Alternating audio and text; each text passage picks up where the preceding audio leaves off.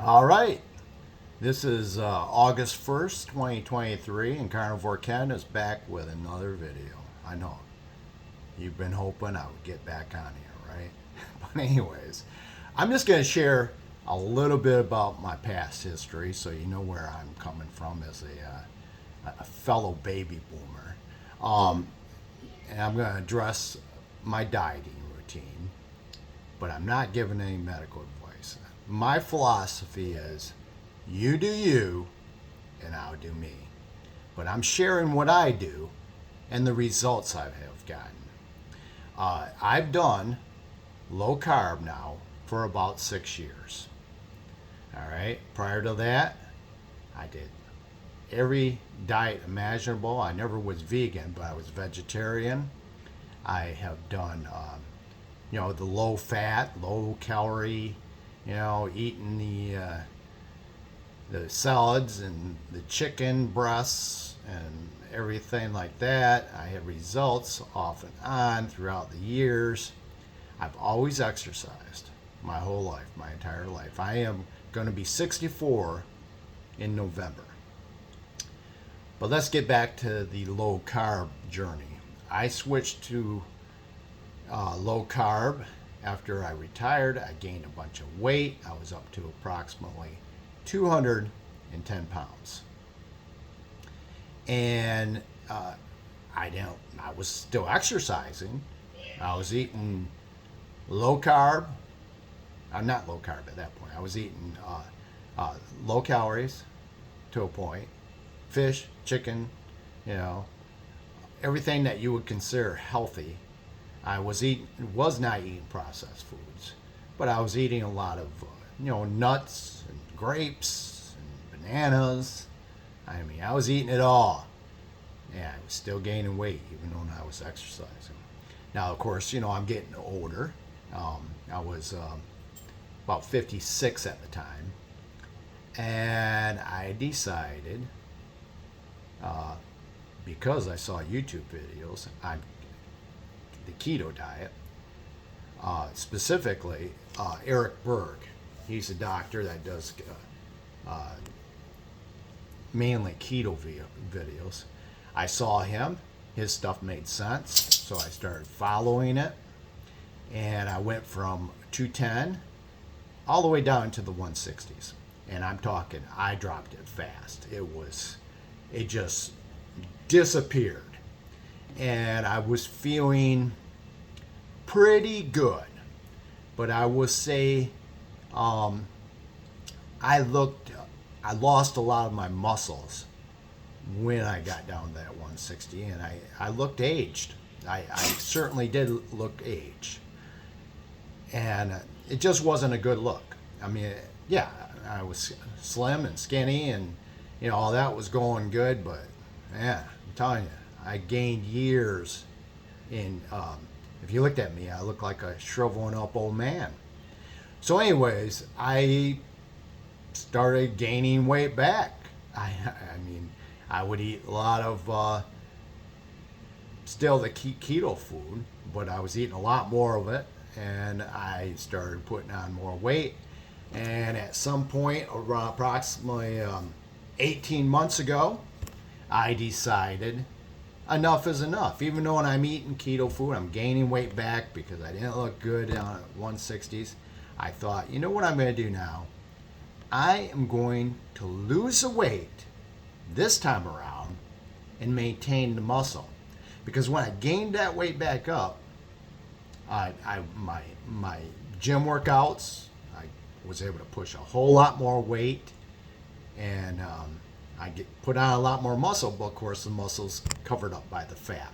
So this time around, what I wanted to do is lose the weight and maintain as much muscle mass as I possibly can. I am going to be 64 this year. So just to let you know, that is a reference of how old I am. I started the carnivore diet, and I have lost the weight again. And I'm right back. This morning I weighed in at 169. So the weight I gained back after going way down on keto, I got up into the mid 190s. All right. Still working out, my bench press, all my leg presses, all that. I got all my muscle back before I turned around and did this again. So I went total carnivore, and boom, the weight started falling off. More gradually this time. I mean, my weight, the carnivore, it wasn't kicking right in. I was losing a little bit, but I thought that was good. I was losing just a few pounds here and there, and because I wanted this time around to maintain the muscle.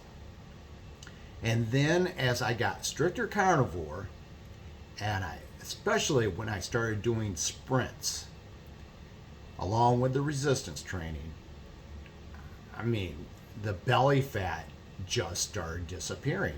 I heard from Dr. Sean O'Mara that sprinting is one of the best exercises to lose the visceral fat. The visceral fat is the fat around your organs, around your heart. That is the dangerous fat.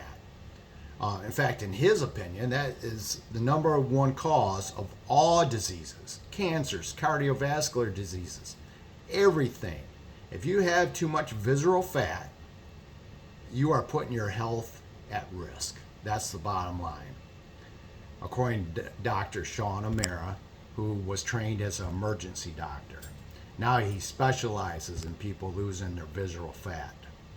So anyways, now I've lost the weight through the carnivore process and the resistance training and the sprints. But this time around, this morning I weighed in at 169. I'm a lot different than the last time I was here. I have maintained my muscle mass. I'm still benching. I don't usually max out, but I'm still benching for reps during my regular exercise routine, 225 pounds on the bench with nobody touching the bar or helping me out. You know, that's a free 45-pound Olympic bar. I like that. So I maintained the muscle, and I'm telling you, I don't look as old as I did the last time I lost this weight. And how we all know, as you age in your 60s, you start getting this chicken neck. Mine's getting tighter and tighter. I like that. Now let me go on with the other things. That low carb did help, but carnivore even helps more for me, is the arthritis that I had in my joints, in my fingers, in my feet. It's basically gone. I mean, basically gone. I had this funny cyst on top of my ear that I had cut off, and it grew back. Well, guess what? After it grew back, I didn't get it cut off again. When I went carnivore, it disappeared. So I don't know if it had something to do with my sugar level or what, but it vanished. I mean, to me, it's amazing. The energy level, okay? You say, people think you have to have carbs to have energy. Well, that ain't the way it's working for me. I don't eat carbs, and I have plenty of energy. I feel great. Here I am, going to be 64. This is the best I've ever felt in my life. So, boomers out there, I'm telling you, you don't have to go to seed. You don't have to go to seed, and you really have to watch yourself. Like I said, I'm not giving medical advice, but if you just follow the masses, we all know the results. It's just not good. So anyways, I don't want to ramble on here too long, but I know I don't do too many long videos. And my editing is the greatest. You probably hear my golden doodle barking behind me because she wants some attention, which I'm going to give her some here right after this video. But My editing on these videos, not the greatest. I'm a brand new YouTuber, and as I get subscribers and I get more into this, I'll just start doing screen sharing and all the fancy things that all the other YouTubers do. I'm gonna go there, all right? I do want to share with you before I go some comments that I saw around on the internet today about carnivore. Here's one from the new X, which is Twitter. It said, I started carnivore in January, down nearly 100 pounds, went from an A1C of 9.6 to 4.6. As of yesterday, no longer diabetic. Now me, I have an A1C last check 6.0, but it was 6.2, so it's going down gradually. I want to definitely be below 5.7, so I want 5.6 or lower, because technically I am pre-diabetic, and I don't think I can get there by shoving a bunch of carbs down my throat.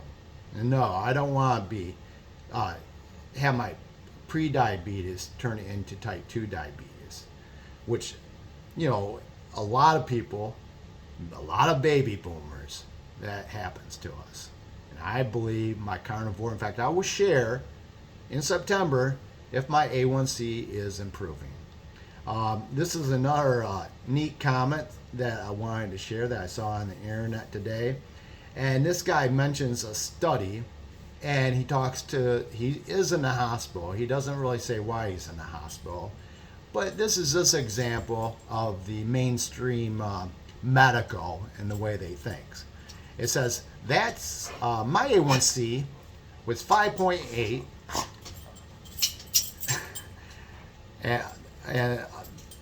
and my morning glucose, my dogs are right here, they're bugging me. You gotta hold on there, Luna. Glucose, she's really bugging me. All right, I'm almost done. And these dogs just want to be want me to pet them and play with them. So let me just get done with this one comment, and then I'll close out for the day. It says, my A1C was 5.8. Morning glucose was over 130, and my doctors were not concerned, which is true. My doctor didn't say anything about my 6.2 or my 6.0. All he cared about was my LDL level. And I'll cover that in a future video, what I think about cholesterol. But of course, this isn't medical advice. I am not a doctor. I will leave the technical medical advice up to the actual MDs, the carnivore MDs, or whatever MD you want to follow, because you do you and I'll do me. It's absolutely stupendous to me, the lack of education our medical professionals currently have. I was recently in the hospital for 30 days and literally met dozens of doctors, nurses, and certified nutritionists and dietitians, and was amazed, utterly astounded at the groupthink and the backwardness of their knowledge. They're still stuck in the 1970s at best, and that's what they are. All they see is the LDL. And most of them are in poor health, overweight, big bellies. And so many of them had digestive GI tract issues, even hospitalized several times. These are the doctors. So and they told me that it was from eating meat that caused them to be blocked. Okay, I want to tell you another thing about my meat eating and my eggs, which mainly that's what I do. I eat meat and eggs. That is my staple food. Do I ever cheat? Yes, but when I cheat, it's usually a keto thing. Like when you go out to dinner, there might be a little veg along with your big juicy ribeye steak. Do I nibble on a little bit? A little bit, but I don't do rice. I don't do breads. The main thing is if you do cheat, you get right back on course. As a carnivore, you make carnivore eating your staple. You know, I mean, we all have to enjoy life once in a while, but your staple should be, if you're carnivore, meats and eggs. All right, let me go on. Now, I showed them a study. Okay, so this guy showed them a study of how that only zero fiber diet that completely cured all intestinal and GI tract issues. You hear that? Zero fiber. People are having problems with their digestion and their GI tract issues. Zero fiber took care of this. Of course, nobody wants to hear that, it appears. And they looked at me with their eyes crossed, and they couldn't even comprehend the findings of the study. Yeah, because they're stuck in the 70s, all right? You got to get your fiber in. You got to get your whole grains. You got to eat off that food pyramid and get, now there's a new My Plate program they're promoting. The brainwashing runs deep. I felt I was taken captive by one massive cult. And that's what it is. They all think the same. So I'm closing this out. I need to pet these darn dogs, but I thought I should give a longer video on my journey through my dieting. So I would appreciate a like and subscribe, so I can grow my channel and I can bring more data to all my baby boomer carnivores and friends out there. I'll bring it to you for you. I have the time. I'll look it up and I will share it. And that's it. So hope everyone has a nice day. And that is the end. Carnivore Ken out.